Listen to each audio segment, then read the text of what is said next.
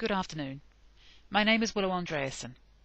During the past few days I've been posting up videos of myself reading from my book, my 2013 book, A Journey into the Mysteries of Life, Lessons from the World Beyond, Book 1, The End of the Beginning. And today I'll be reading from Chapter 5 of the book. Chapter 5 is called Grandfather is in the House. I hope to be able to fit all this into the one video, and if there's any abridgments, it's because of timekeeping purposes. Grandfather is in the house. Our family endured the agonies that arise with the deaths of two of its largest characters. We were shell-shocked, exhausted, and deeply, deeply saddened. The local crematorium was beginning to feel like an unwanted second home to us. Family reunions took place, heads bowing towards us once more. We just ran out of words to say. In spite of my physical agony, I could not feel grief. As mentioned in Chapter 4, I had always believed in the afterlife and knew communications with Grandfather and my sister would continue somehow. It would not be as simple as picking up a telephone and dialing a number, nor would it be as convenient as popping into my car and driving into town to meet them. I accepted, without question, that it would happen, and, when they were ready, would show me just how those communications were going to take place in the future. Grandfather made his presence known within a fortnight or so of his passing. Strange noises emanating from the baby monitor, work papers being moved from one end of the bed to the other while my daughter slept in her cot. Bright sparkles of light danced around my daughter's head as she lay asleep. Nana called Mum, reporting seeing Grandfather sitting in his favourite chair in the living room on several occasions. A rose, taken from one of the blankets of wreaths on his coffin in his early January funeral, sitting alone in an empty bottle of water in my living room, continued to survive well beyond the date of the funeral. My sister, still alive at this stage, was by now a permanent resident in hospital. She reported her own unique communication occurring in the ward bathroom one March morning. She ranted at our unseen grandfather, rather unwisely calling him a selfish bastard for dying and leaving her behind. Her anger rapidly dissipated as, to her astonishment, her prized makeup bag lifted itself from the side of the bath, levitated briefly, then was deliberately plopped into the steaming water. My sister offered rather hasty apologies and never swore at our grandfather again. My sister's passing occurred in the early hours of the morning, mid-May 1996. Only moments before she passed, Mum and I became aware of a cold breeze gently dancing around the foot of her bed. The foot of her bed creaked under the weight of an unseen person. Mum and I glanced nervously at each other.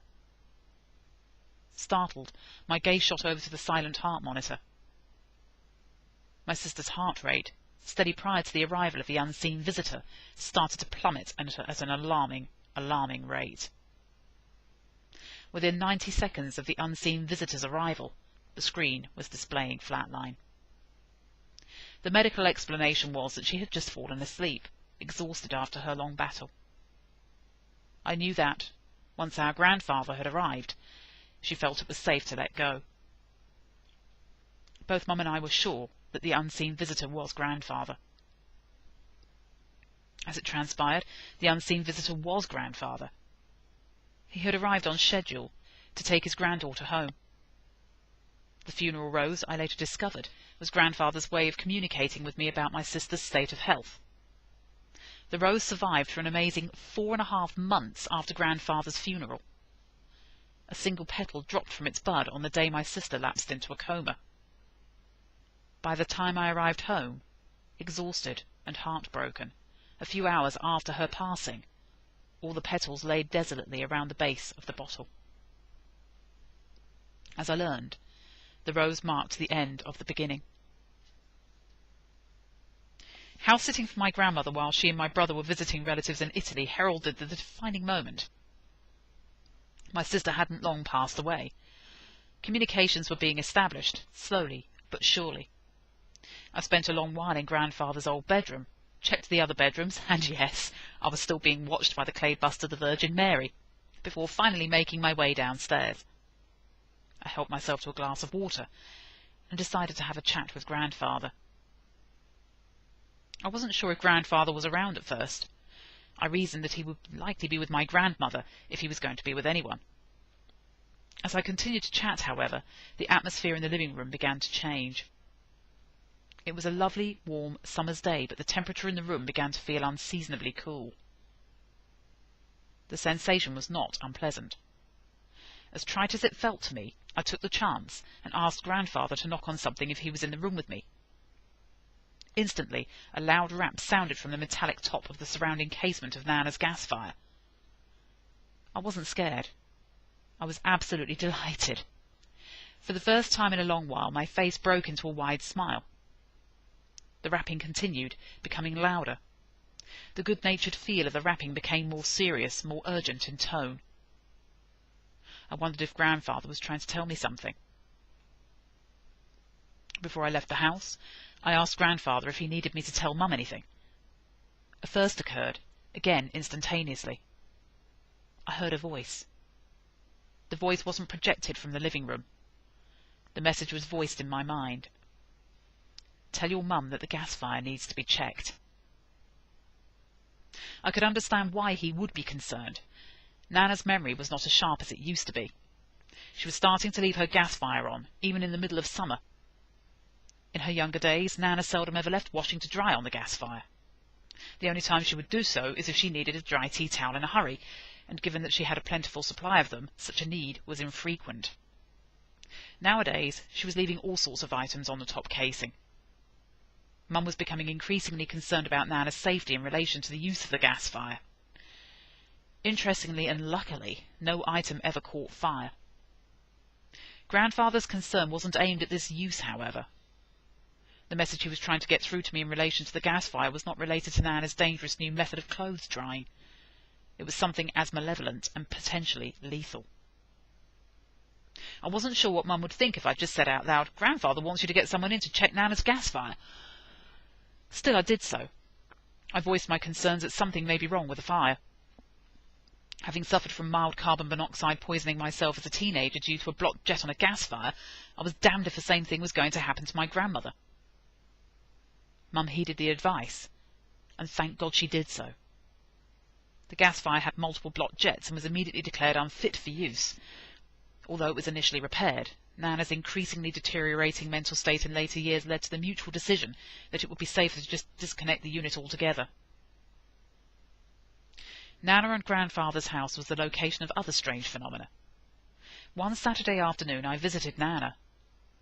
By this time, Nana's memory was intermittently failing her, and she struggled to remember even the simplest of things. Paranoia frequently curses those in the moderate stages of Alzheimer's disease. At this point I should state that Nana had not been given a formal diagnosis. If I recall correctly, the medical assessments of the day ranged from grief to severe depression. This is important to note. Nana would stand by the living room window, peering out from behind the curtain. She implored me to join her as she wanted to show me something. She was pointing out unseen people lurking in the bushes in the gardens of the maisonettes opposite her house. I couldn't see anyone, but decided it was wise to play along with Nana. I responded that I couldn't see the person clearly, but only because she had better eyesight than me, and that's why I needed to wear glasses, smiling reassuringly while I was saying all this. This assurance seemed to calm her down a little. Time soon arrived to prepare the afternoon's lunch. Not so long before these difficult days, Nana used to be the one standing by the cooker, quickly whipping up a gorgeous Italian meal with very few ingredients. Cooking was one of the pleasures of her life, and her food could match any dish offered in any five-star restaurant. Now, though, Nana was experiencing problems in remembering how to warm up frozen food in the oven safely. Food was frequently either dangerously bordering on totally raw or overcooked to the consistency of charcoal. Embarrassingly, my offering wasn't particularly lavish. It wasn't as special as Nana's pasta e fagioli dish. I'd warmed up a large tin of tomato soup and served it with hunks of bread and cheese, but it was comforting soul food. Nana was happy with the meal, and I enjoyed spending the time with her. The dining table was situated at the other end of Nana's large living room, situated under a large window. Nana's eyes lit up with childlike wonder as she stared up at the sky. "Sausage, look up there! Quick, look up there! Can you see him? Can you see Jesus? He's in the clouds." Once more I adopted the same position as I had done earlier in the day. I must get my glasses checked because I couldn't see him. Back then, I logically assumed that the ravages of what was so apparently dementia were causing hallucinations. Nowadays, I'm not so sure. I do sometimes question whether Nana had actually seen what she had said she had seen. I felt peaceful and happy. I adored my Nana and didn't have the chance to spend nearly as much time with her as I would have liked. I thought of Grandfather at that moment, looked across at his chair and wished he was there too. Do you remember the tale of the genie and his magic lamp in the perennial Christmas pantomime favourite Aladdin? Perhaps he does exist after all. Almost as soon as the thought had drifted its merry way out of my head, I heard the sounds of creaking floorboards upstairs.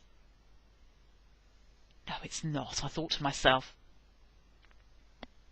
Nana had had a decent central heating system installed by then.